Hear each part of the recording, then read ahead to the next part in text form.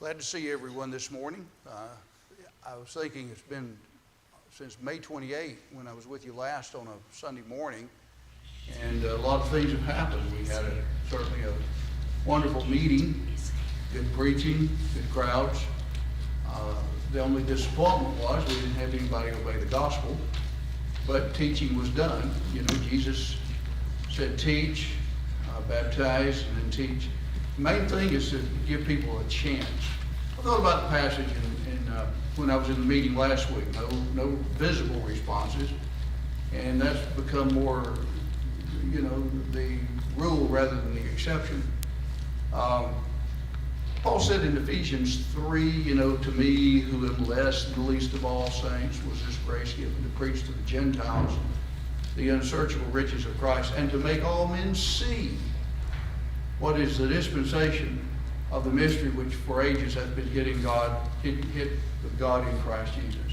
If you just get people to see, that's primarily, we want to encourage people to do what's right, obey the gospel, but you can't make people. And I was hoping we would have some during our meeting obey, but that wasn't the case, and yet the truth was taught. Isaiah 55 says that when God's word goes forth, it what? It accomplishes. What was that, David? It doesn't come back void. It does not come back void. That's right. Accomplishes that to which it's sent. And so I'm confident of that. Anyway, we had a good meeting. And then the Thursday, Lee had her surgery. And I think overall she's improved. I know she's improving. She's still in considerable pain. Ice in the back on the back is her good friend. But that was Thursday, Friday, then Saturday, that would have been the, whatever it was. I can't think of the date now, 11th, I guess. 11th. Van and I went down to Atmore to talk with the fellows on death row. A few of them were people we studied with, and a couple those were baptized there at Donaldson years ago. They're doing well. Time is limited, and so is ours with them. And it's a very sobering thing to go there, and to me, because I've got about an hour and a half. You don't encourage them to attend services. They don't do that. You can't encourage them necessarily to partake of the Lord's Supper. That's not offered, and there are a lot of things. But you can talk about faith in the Lord, confidence that God is, that Jesus is His Son, based on reliable evidences, and just love the Lord and just read His Word with the time you have left. It's a very sobering thing. And one of the ones we have been studying with for several years has been, the date has been set for James Barber, the 20th of next month. And he is kind of in what's called isolation. He's in a cell where the only way we can see him is look through some glass, or it comes up to about here on the door where they can slide a plate in, you can get down. And I'll tell you what, though I've got replaced hips, getting down in is kind of a semi-catcher's position, and then after a while that gets, there's no comfortable position. So it ends up that what we do, where the door slides, we get to the side, and we can hear better if we speak through the little opening in the side. But he's there until I think a few days before he's executed, he'll be taken away from there. But he's doing well. He was baptized a number of years ago, and in fact, he gave Van and me an article that appeared in a magazine back in May, and it's pretty good. It's a pretty good article. But anyway, we saw him, Ben Brownfield, some others, and we're glad of that. That was Saturday. Then Sunday morning early, which was last Sunday, left to go to Athens for a meeting where we used to be at Jackson Drive, and enjoyed that. It ended Friday night, and but everything went fine. for them, had good crowds, and we thoroughly enjoyed being there. Saw a number of people hadn't seen in a long time. A number of people have died. That happens if you keep living. If you keep living long enough, a lot of people will die. And but anyway, enjoyed that. I kind of went back and forth. Somebody was really helpful about Lee and carrying the food, and I appreciate that very much. I drove back every day, or every night, so I could be with Lee in the morning, and then go early afternoon up there and spend the rest of the day. But I felt like that possibly was the better part of wisdom in trying to take care of her in the mornings, and then she could make it in the afternoons with a little help. So that went through Friday night, and then James and Laura, I'm not sure where they are. Laura is Lee's baby sister, and they came in Friday night, and I think are supposed to be with us this morning. All right, so a lot of things going on. Our readings are in the Psalms. Through today, it would be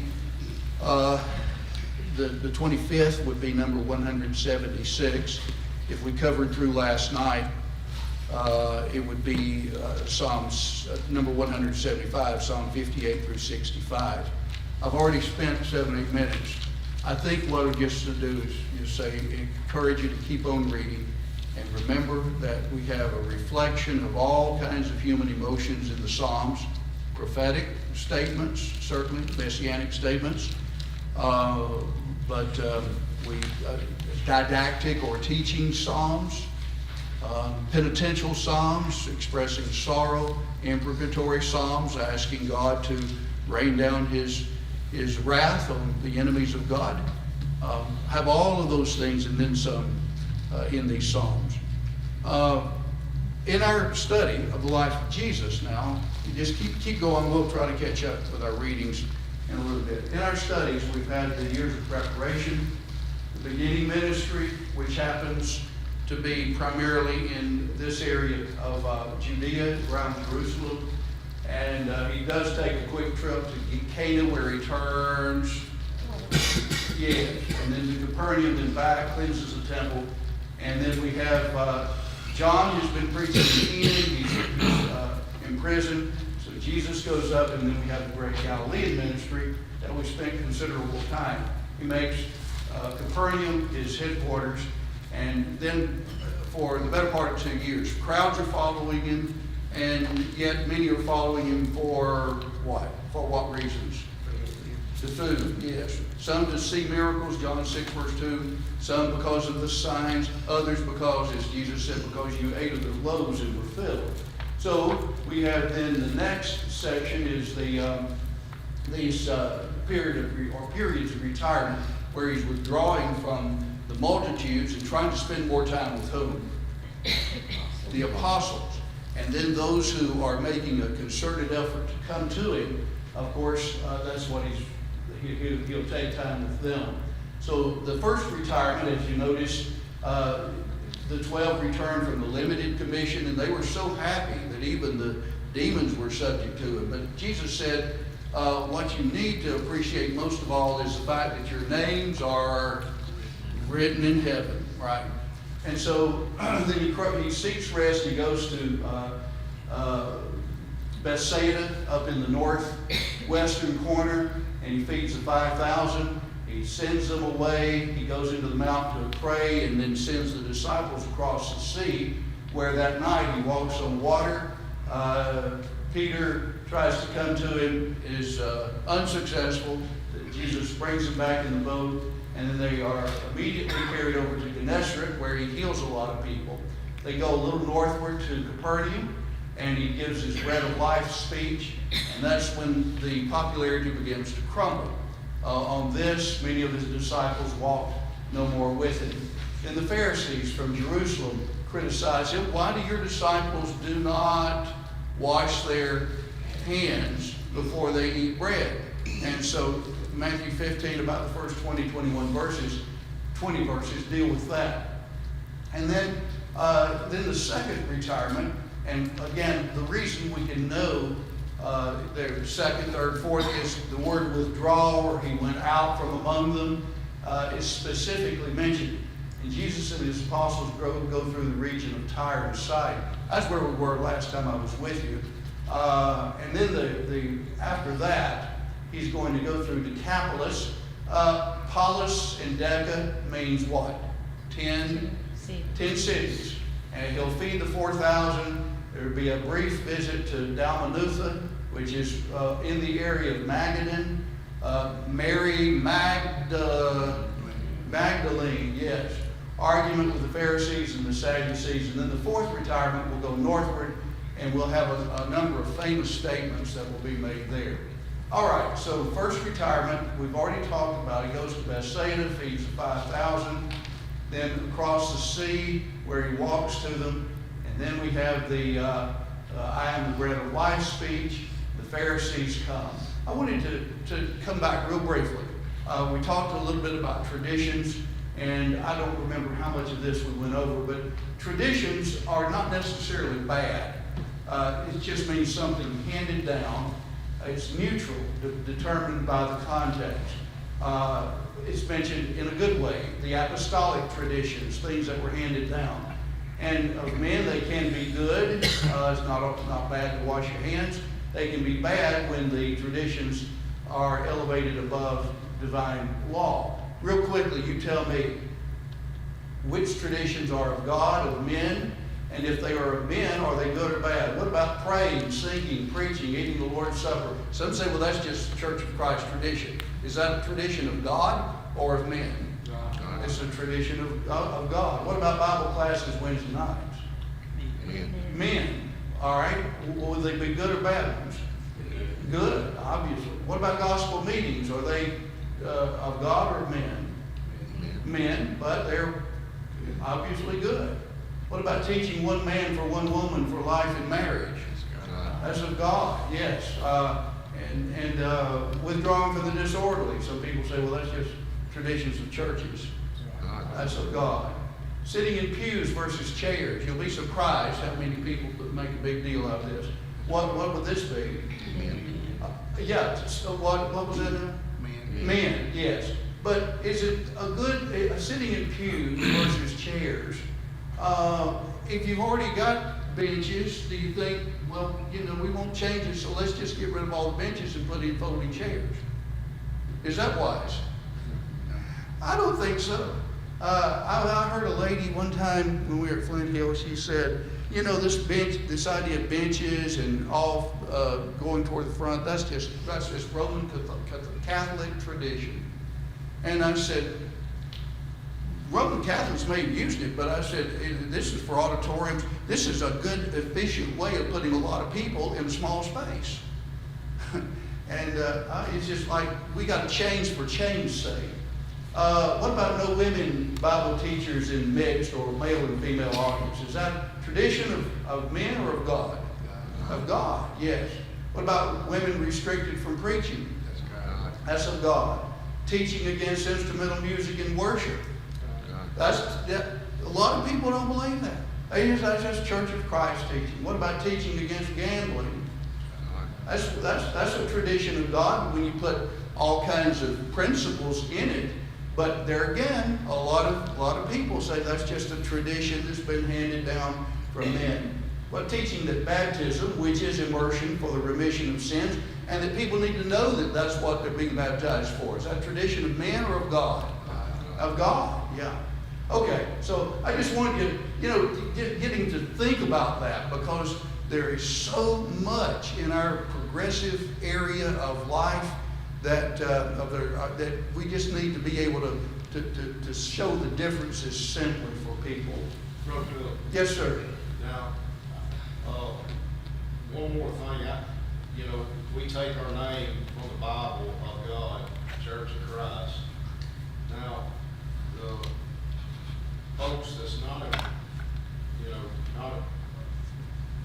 identified as Church of Christ, as a denomination or otherwise, they don't, we call ourselves, and I guess a subjective term, New Testament Christians. Now, is that in the Bible, or is that something that we, as in the Church of Christ, traditionally call ourselves, but it's a good thing, I guess, but we call ourselves New Testament Christians. Is that in the Bible? I know Christians are. Yeah, well, not that phrase, but how I use it sometimes, Josh, is we got people all around us who, if they believe, I think the Bible might have come from God, they claim they're Christians. And so to distinguish between people who believe they're Christians and really aren't, sometimes I'll use a phrase, they claim they're Christians, but they're not following the New Testament order or New Testament pattern or arrangement. And it's just basically to distinguish. Like, for instance, if I think it would be right for us to just call ourselves the church, but then that's the Lord added to the church daily those that were being saved. Didn't say the church of Christ, the church, but there was only one. There was no need to distinguish. And any Bible term would be, right for us to use. The Church of God, which is at Corinth, the Church of the Lord that He purchased with His own blood, the Church of the Thessalonians in God the Father and Christ Jesus the Lord. Any Bible term is right to use. However, when you've got problems in understanding, differentiating among some people, then I think it's probably best to use something that can identify you quickly and easily. That could be a generalized term, church, if Yeah. you're, amongst the whole Exactly. Yeah, that's exactly right. And so you say which one? But any Bible use would be right. Okay. Well, for instance, elders, or another name for elders would be pastors. And it would truthfully be right for you to say, if we had elders, so-and-so is one of our pastors. Now, you tell that to somebody across the street, and they're immediately going to think, well, he preaches all the time. He's an assistant pastor, whatever. So trying to be biblically literate and at the same time accommodating to people who might not understand. Okay. All right. So then our second part of retirement, we go into tired and deciding. Okay, so we've left Capernaum with Jesus. He's withdrawing from the multitudes. He's goes to Tyre, and this woman comes up to him. She's a Greek, she is in Phoenicia, where Syria comes in close by. Well, here is Syria, continues on down this way, and so somewhere in this area, and she hears Jesus is evidently over here. He goes in the house and she comes to him, and he says, have mercy on me, thou son of David. I have a little daughter who's grievously vexed with, what was her problem? She had a demon. What was that? She had a demon. They had a demon, that's right. Had an evil spirit or demon. And I wanted to show you a couple of things here. I went ahead and this is, I just took a picture in my A.T. Robertson's Harmony of the New Testament, Harmony of the Life of Christ. And you'll notice, here's Mark's account and Matthew's account. My daughter is grievously vexed with it. The first response was really no response. He answered her not a word.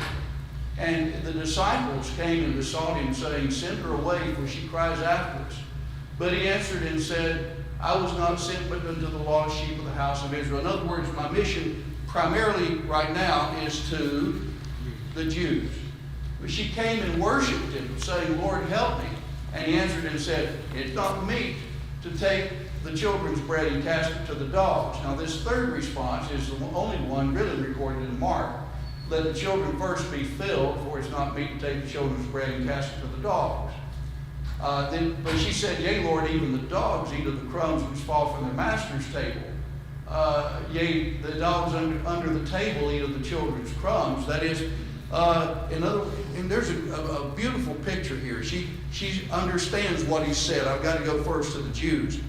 But it's almost as if she's reasoning from all the power he's been able to exhibit. surely during the time you're going to the Jews, just a crumb of your power could fall to me, like a dog's, it was commonly understood. Dogs, you know, you have dogs that come right under the table. That happens to a lot of people, doesn't it? And they're right there under your feet, waiting on a little morsel. And so in Mark's account, for this saying, go thy way, the devil is gone out of your daughter. And she does, and found the child laid on the bed and the devil gone out. In Matthew's account, then Jesus answered and said unto her, O woman, great is thy faith. Be it done to thee even as thou wilt. That's not mentioned in Mark. It is in Matthew. Her daughter was healed from that hour. Here's a second time that somebody's faith is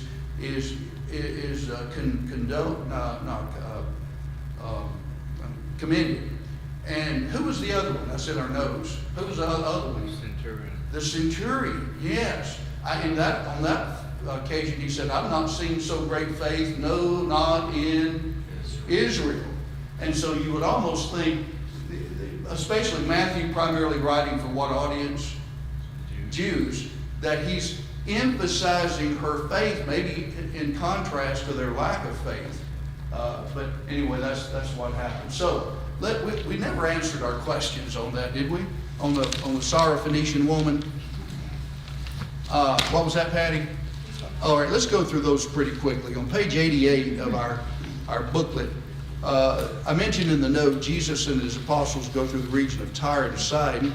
First attempt to withdraw from the multitudes was not successful as they continued to follow him. However, this withdrawal will find him more alone. Keep in mind the route Jesus takes by following the Mount Tyre.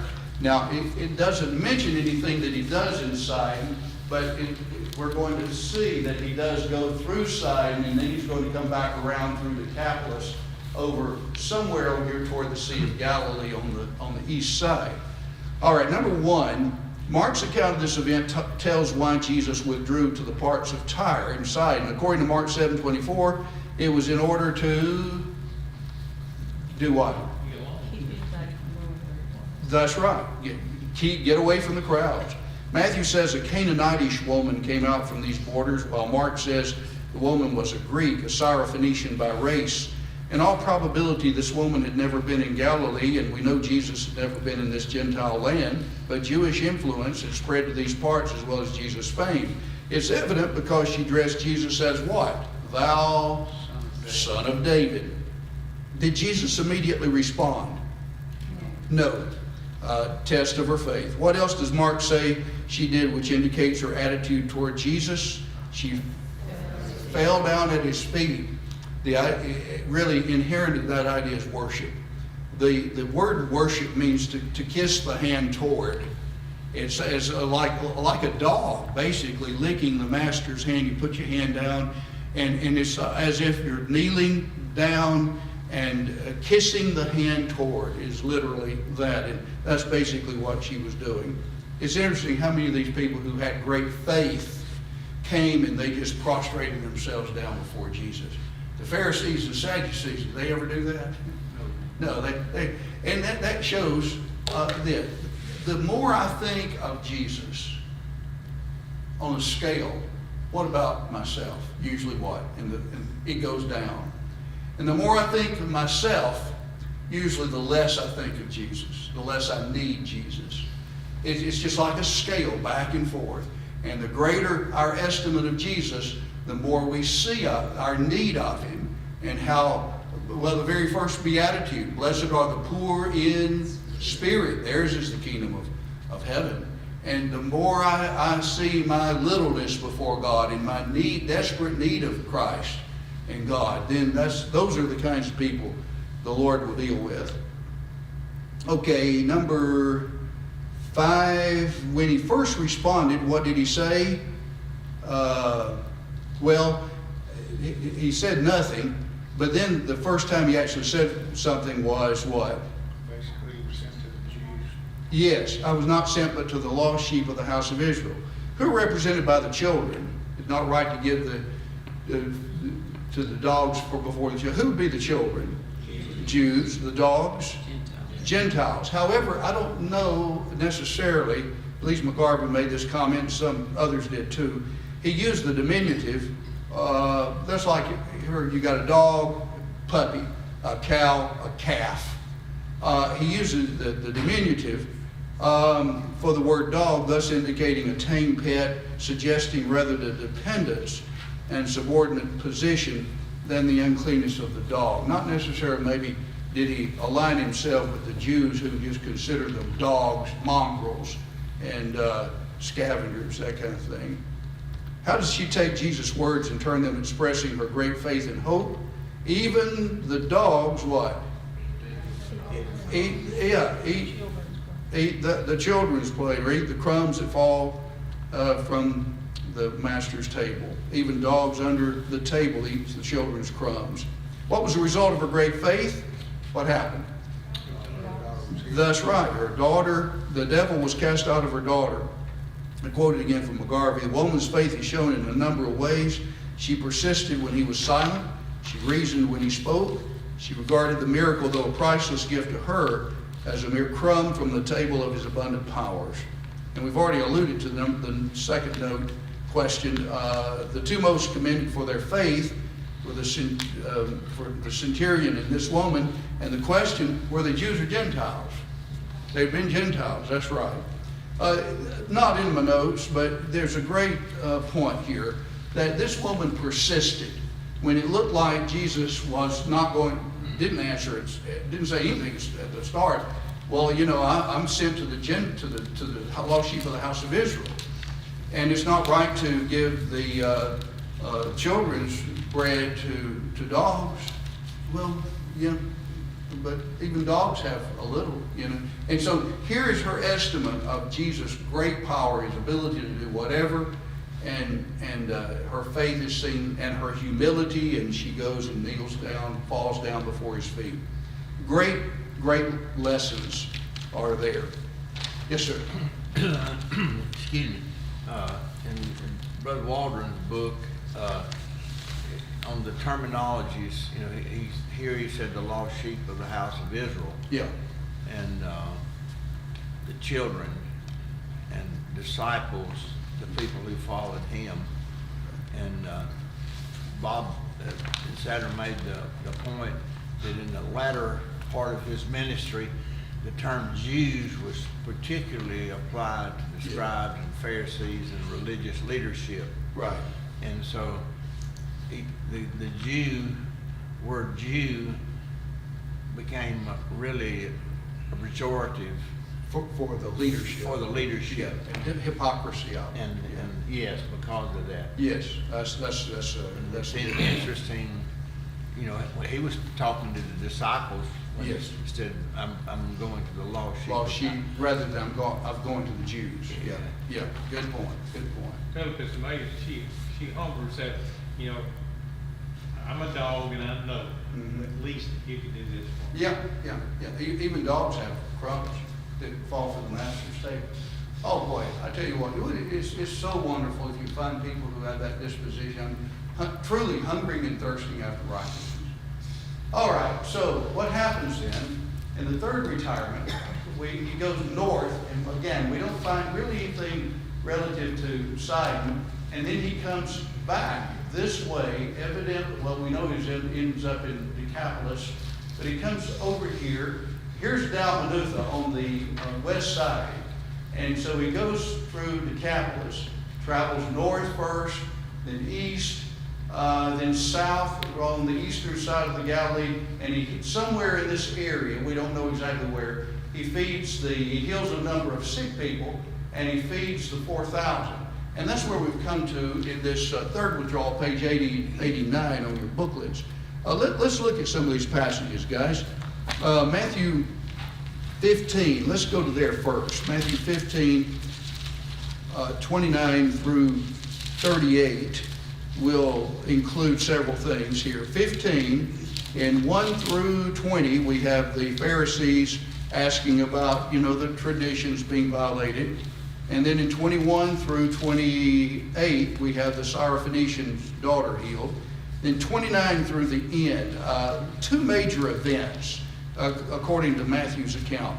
We have great multitudes who come to him, and all manner of physical problems he heals, verse 30. And then in 32 through 39, the miracle of the feeding of the 4,000. All right, let's read the whole thing together here. David, if you would, 29 through, I tell you what, let's break it up, 29 through 31, and Patty, 32 through the end. Jesus departed from there, skirted the Sea of Galilee, and went up on the mountain and sat down there. Then great multitudes came to it, having with them the lame, blind, mute, maimed, and many others, and they laid them down at Jesus' feet, and he healed them. So the multitude marveled, and they saw the mute speak, the maimed made whole, the lame walking, and the blind see, and they glorified the God of Israel. All right, great multitudes. We don't know how many thousands, but many. Notice the lame could be lame due to paralysis. It could be through some broken limb that didn't heal properly. They didn't have x-rays back then, you know. You think about problems we have today. Lee and I talked about it. If she had this problem 100 years ago that she has now, she'd be bedfast pretty much. I had ear problems when I was younger, and had to have the ear, what do you call it, tympanic membrane lanced and tubes put in. You know, there used to be a lot of deaf people. There's still deaf people, but there used to be more than there are now. And I've wondered if we didn't have what we had in the 60s, if I'd be deaf now. So you have a lot of those difficulties physically. Blind, dumb, or mute, maimed, many others. And I don't hate to keep using myself. I doubt if I hadn't had these hips operated on, I might be in a wheelchair. It was that bad for me on my left one, especially first. And you think about all these people that we have all these wonderful technological medical advances where if you got Robin, Janet had bad knees, some of the rest of you, replace knee, no more pain. Well, they didn't have anything like that. You just went around with a cane and then got where you just couldn't walk. And so all of these people are being healed. He healed them, end of verse 30, insomuch that the multitude wondered when they saw the dumb speaking, the maimed whole, the lame walking, blind seeing. They glorified the God of Israel. Those are the multitudes who are honest, you know. Pharisees will say, oh, yeah, he's doing it on the Sabbath day. They don't see the bigger picture. Well, he's got to be from God. Nobody can do these things except God would be with him. All right, so now let's read what happens. This multitude's continuing to follow him, and let's see what happens. Patty, 32 through the end. Now Jesus called his disciples to himself and said, I have compassion on the multitude, because they have now continued with me 3 days and have nothing to eat. And I do not want to send them away hungry, lest they faint on the way. Then his disciples said to him, Where could we get enough bread in the wilderness to fill such a great multitude? Jesus said to them, How many loaves do you have? And they said, 7 and a few little fish. So he commanded the multitude to sit down on the ground. And he took the 7 loaves and the fish and gave thanks, broke them and gave them to the disciples. And the disciples gave to the multitude. So they all ate and were filled. And they took up 7 large baskets full of fragments that were left. Now those who ate were 4,000 men besides women and children. And he sent away the multitude, got into the boat, and came to the region of Magdala. Okay, let's turn, before we comment much, let's turn to Mark's account, Mark 7, and we'll just call attention to a few things. We've mentioned, and this is in the note on page 89, 1b there, a common difference between Matthew and Mark is Matthew will mention multitudes, and Mark will pick out one and really deal with that. And that's really what you have in Mark 7. Look with me in verse 31 is where we find the geographical note. He went out from the borders of Tyre and came through Sidon. All right, Tyre is where he healed the Syrophoenician's daughter. Now we don't find anything specifically, but he went through Sidon and then over unto the Sea of Galilee through the midst of the borders of Decapolis, which is how we tried to show it on the map here, that he went northward from Tyre where he healed the Syrophoenician woman. We don't know much about it except he withdraws from this area, and then he comes back over here somewhere on the east side of the Sea of Galilee. All right, now notice in verse 32, there's a specific that is mentioned among these multitudes that are kind of summarily dismissed in Matthew. They bring unto him one who was deaf and had an impediment in his speech. Now, real quickly, most people who are deaf have an impediment in their speech. Why? They can't hear themselves. Exactly. And I remember when I went to school with a girl who was almost completely deaf. She had hearing aids. It's before the cochlear implants and all that. But her voice would just go up. It's all over the place. It's up and down, and bless her heart, she's a sweet girl, but I struggled to understand 1 out of 10 words. And that's because of that. So you've got both cases, deaf and speech impediment. And verse 33, he took him aside from the multitude. He took him, that is Jesus took the man aside from the multitude privately, put his fingers into his ears and spat, and then touched his tongue. All right, now let's, anybody want to be a guinea pig? I'm not going to, but say, I'm Jesus, and Landon is, he put fingers in the ears, and then what did he do? He spat. All right, what was one of his problems? He couldn't hear. And then after he spat, evidently, I mean, we're assuming, because the Bible doesn't say, but it's evidently like I'm pointing to your problem and I'm spitting it out, you know. And then he touched his tongue, the impediment in his speech, and said, what? The Aramaic word there? What did he say? Ephphatha, be opened. And immediately, verse 35, his ears were opened and the bond of his tongue was loosed. He spoke plainly, and he charged them that they should tell no man, but the more he charged them, so much the more a great deal they published it. And they were beyond measure astonished, saying, he hath done all things well. He maketh even the deaf to hear and the dumb to speak. So here Mark takes a specific, whereas Matthew just mentions, generally speaking, all of these different kinds of miracles that he was able to do. Yes, sir. It's good to note that in all this retirement, he never gets away from the crowds. Yes. When he was in Tyre, he went to a house, but he couldn't keep the people away. Exactly. He goes from Tyre to Sidon, he's followed by a multitude. He goes from Sidon to back to the Sea of Galilee. Yes. And here's some thousands he's fixing to feed. And, 4,000 men, excluding the women and children. and so there was, 2 or 3 times where it's mentioned that he went on the mount Yep. by himself. If he had a couple of hours, I guess he was He was doing well. blessed to get away from them. Exactly.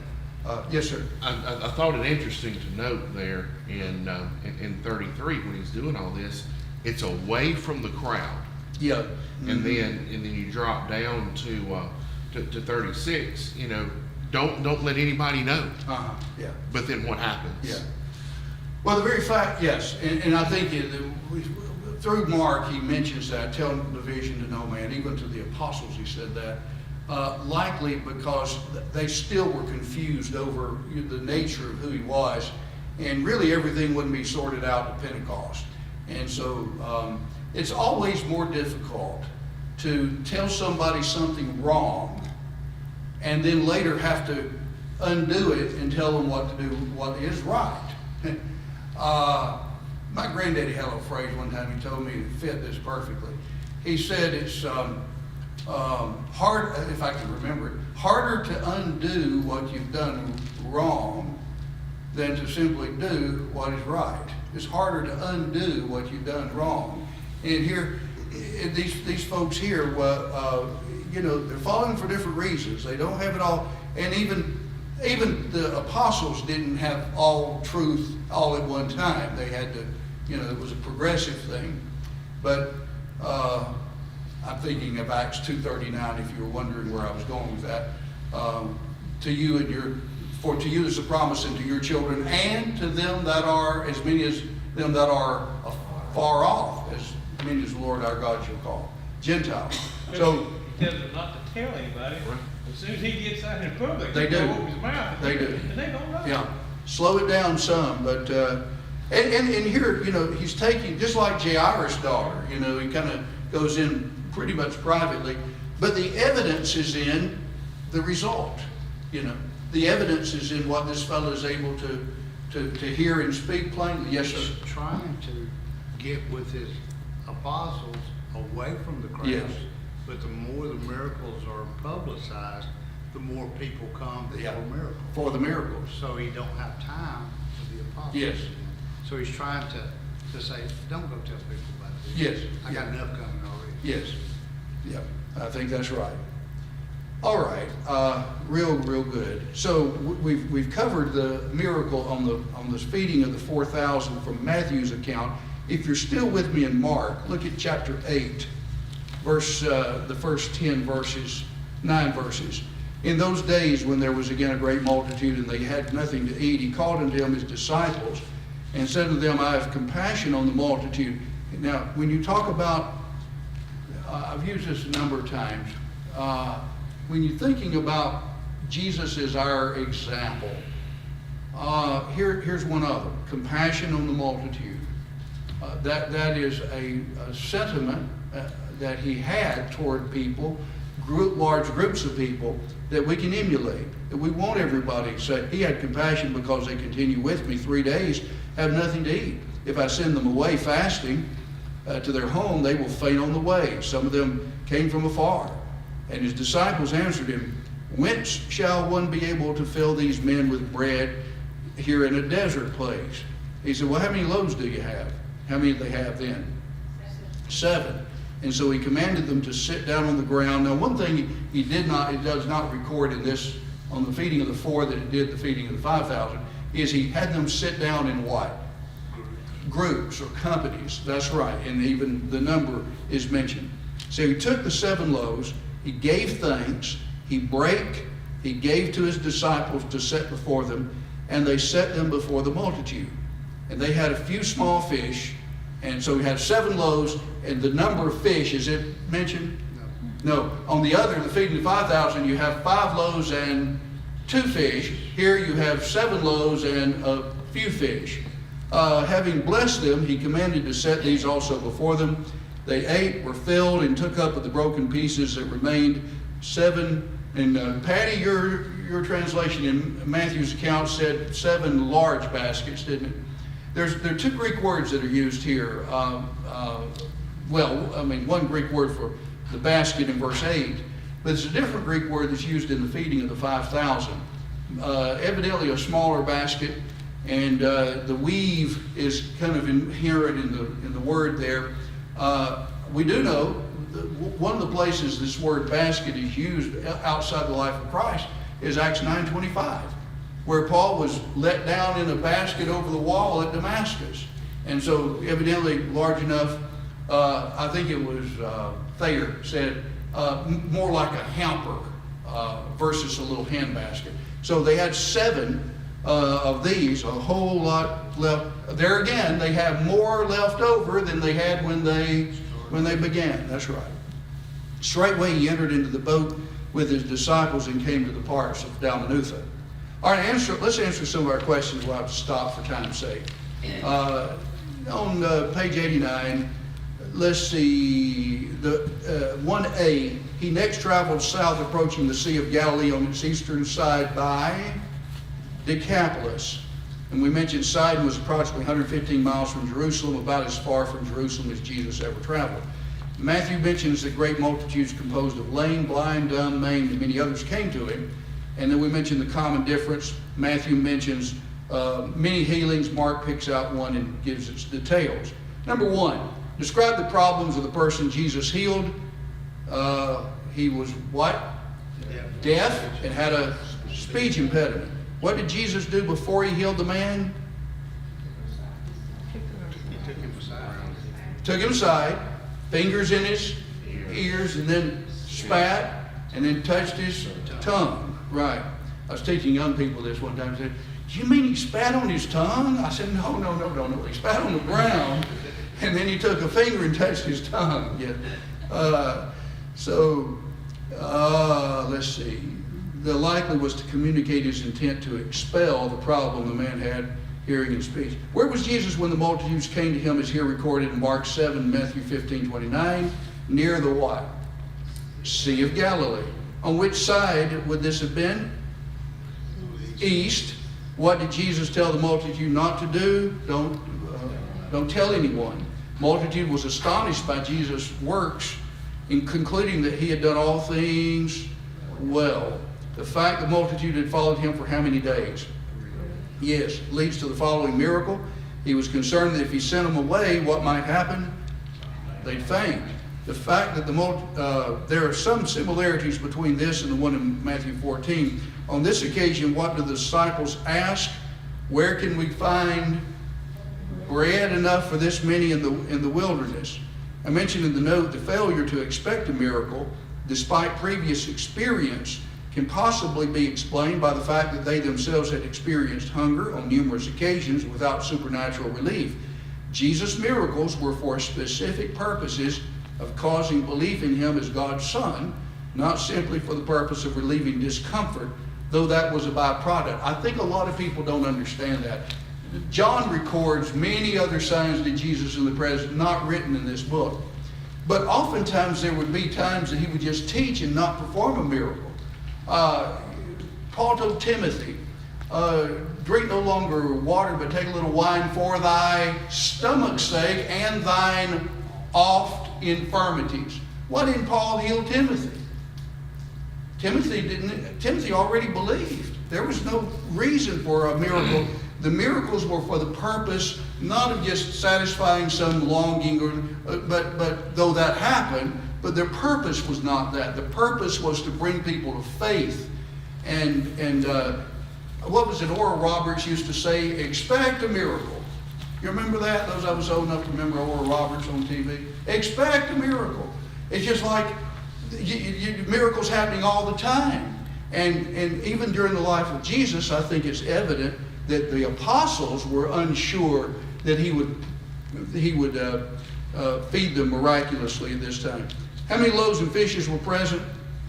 7 and a few fish. What again did Jesus do before the miracle? He gave thanks. It's interesting. He does that all the time here before eating. How many men were fed, excluding women and children? 4,000. And how much was left over after all were fed? 7 baskets full. All right. And we mentioned about the baskets. We'll have to stop because of our time. And he'll go to Dalmanutha around Magadan, and there will be Pharisees and Sadducees combined and say, oh, why don't you just show us a sign from heaven and we'll believe, as if, none of these others were. All right, any comment or question? Last? Okay.